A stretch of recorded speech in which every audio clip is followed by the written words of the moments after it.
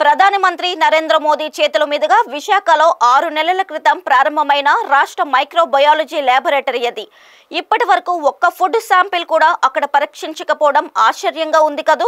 BJP నగర అధ్యక్షుడు మేడపాటి రవీంద్ర ఇదే అంశంపై పార్టీ శ్రేణులతో కలిసి ల్యాబ్ను విజిట్ చేశారు. అధునాతన పరికరాలు, కొంతమంది సిబ్బంది నామమాత్రంగా ఉన్నారు తప్పితే ఇక్కడ చేపట్టాల్సిన పనులు ఇంకా మిగిలే ఉన్నాయని అసహనం వ్యక్తం చేశారు. 30 కోట్ల రూపాయల ప్రాజెక్టులో కేవలం 2 కోట్ల రూపాయల పరికరాలు మాత్రమే ఇక్కడ కనిపిస్తున్నాయని, ఏపీ ప్రభుత్వం దీనిపై చొరవ చూపించి వెంటనే మిగిలిన పనులు పూర్తి చేయాలని రవీంద్ర విజ్ఞప్తి చేశారు. ఆహార కల్తీ ఇటీవల కాలంలో అనేక రకాలుగా జరుగుతున్న కారణంగా రాష్ట్రానికే తలమానికంగా ఉండాల్సిన ఫుడ్ ల్యాబొరేటరీ ఇప్పటికీ కార్యకలాపాలు మొదలు కాకపోవడంపై అసహనం వ్యక్తం చేశారు. తిరుపతి శ్రీవారి లడ్డు కల్తీ అవడం అందరం గమనించాం.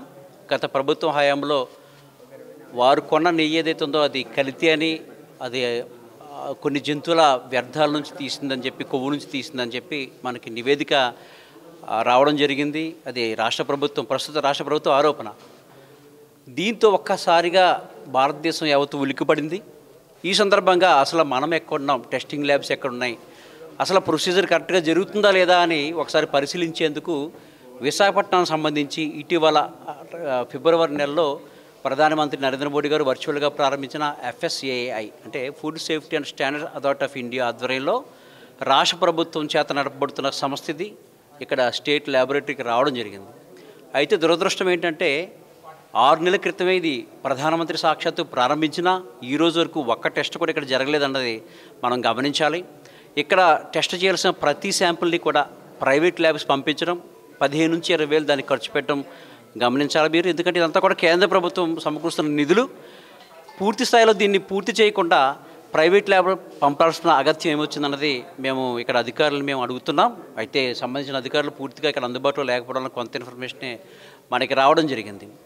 రాష్ట్ర ప్రభుత్వాన్ని కూడా డిమాండ్ చేస్తున్నాం, ఇది అతి త్వరలోనే పూర్తి చేసి పూర్తి స్థాయిలో పనిచేసేందుకు సిద్ధంగా ఉంచాలని చెప్పి కోరుతున్నాం.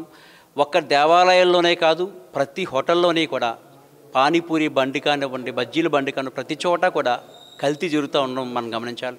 అంటే వారు తెలుసో తెలియకో చేస్తున్నారు. మనం టెస్ట్ చేసి శాంపిల్స్ చూసిన తర్వాత వాటి యొక్క నిబద్ధత గురించి మనం చెప్పినప్పుడు వాళ్ళు కూడా మారుతారు. ఒక విషయం గమనించండి అందరూ కూడా, మనం ఈరోజు ఏవైతే స్ట్రీట్ ఫుడ్ తింటున్నామో, హోటల్కి వెళ్ళి ఫుడ్ తింటున్నామో ప్రతి దాంట్లోనే ఇంచుమించు కొన్ని కల్తీ అవశేషాలు గమనించవచ్చు. వాటి వల్ల క్యాన్సర్ లాంటి రుగ్మతలు కూడా రావడం మనం గమనించవచ్చు.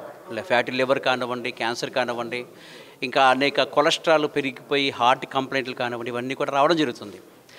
ఫ్రీక్వెంట్గా కానీ టెస్టులు జరుగుతాయి కనుక టెస్టులో నివేదిక కూడా తక్షణమే, అంటే వెంటనే ఆ రిపోర్ట్ వస్తే దానికి తగ్గ చర్యలు తీసుకొని వాళ్ళ సంబంధిత అధికారులు కఠిన నిర్ణయాలు తీసుకోవడం, పెనాల్టీలు వేయడం, లేదంటే వారి తాలూకా లైసెన్స్ రద్దు చేయడం, ఇలాంటివి చేస్తే ఈ కల్తీ తగ్గుతుంది.